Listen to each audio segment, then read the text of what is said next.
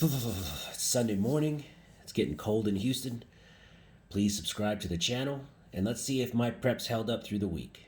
Let's see if I failed or if I was successful, and let's see what worked and what didn't.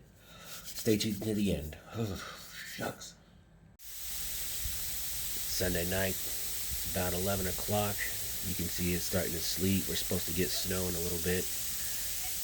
Hopefully we don't lose power until tomorrow morning. I'm pretty sure we will lose power though. I mean, you know, whatever can go wrong will go wrong, right? So we'll see. We'll see what tomorrow brings.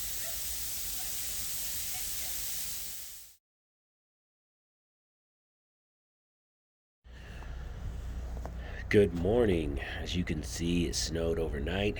It's about 6:45 right now, and it is cold. We lost power at 2 a.m. and by about 6, it's really we had to throw on an extra blanket. Yeah, and now we're just waiting. Hopefully, power will come back on in a few hours, but I doubt it. Worst case scenario, it comes on tomorrow.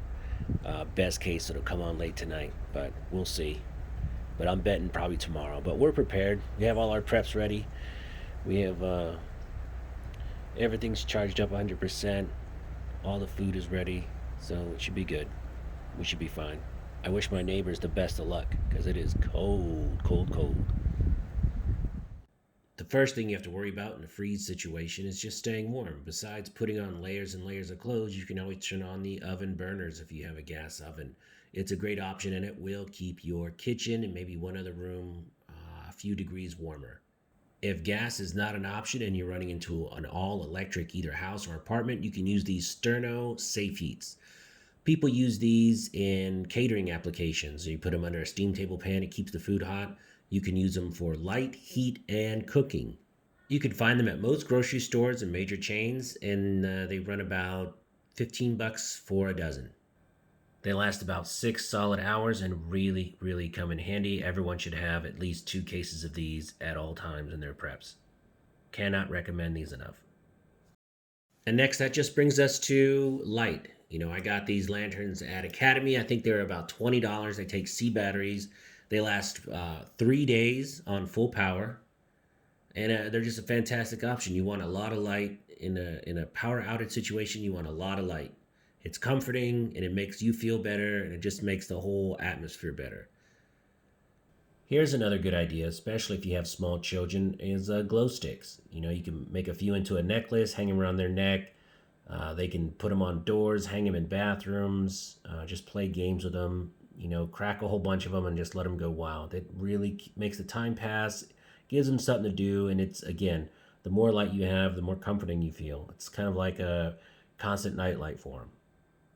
I know my kids really appreciated having them, and they're a cheap option. You can buy them at almost any grocery store or party store. And speaking of bored kids, having some movies downloaded onto either a laptop or a tablet is absolutely invaluable. Right now it's about 7:45. We just finished dinner. We're just going to stay in one room with a couple sternos, watch some movies, and just tough out the night. We're toasty warm, and the room itself, with 4 bodies in it, is about 62 degrees, which is not cold at all.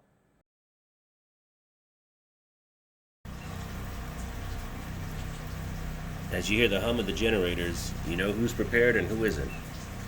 Just like a hurricane, just like a winter storm, the same preps apply to almost every situation.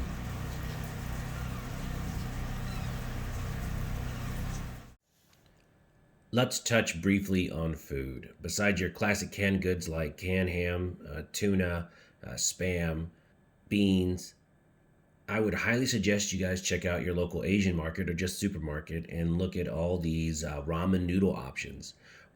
Ramen noodles last for years and years and years, and they come in every shape, size, and flavor, and they're so easy to cook.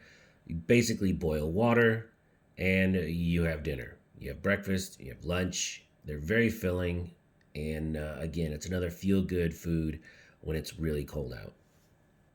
Besides having lots of those noodles on hand, I keep in the freezer about 6 or 7 packs of just regular, sausages. I keep them vacuum sealed. They last a year, 2 years frozen, and when I need them, I thaw them out and eat them. Package this with a little bit of rice, and again, it's a very hot breakfast or lunch or dinner, sausage and rice. If you still have eggs in the house, a little bit of scrambled eggs with syrup is always a classic. My kids love this stuff. Rest in peace, Aunt Jemima. I'm going to really miss seeing your face on these bottles. Something I just grew up with. Oh well. PC culture strikes again. So, how did Smash Time do? On a scale of 1 to 10, we did about an 8.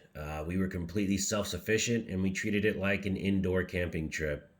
We spent 2 solid days in the dark, and it was fun. We got to really test our preps.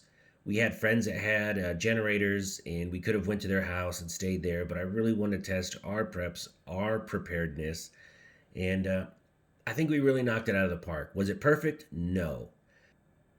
During one of the rolling blackouts, my computer shut off and it's no longer working. So I'm editing all of this on my cell phone, and it's a task. Hopefully, it's just a power supply and it's an easy fix. But I just built this computer, and I would hate to have to really monkey with it.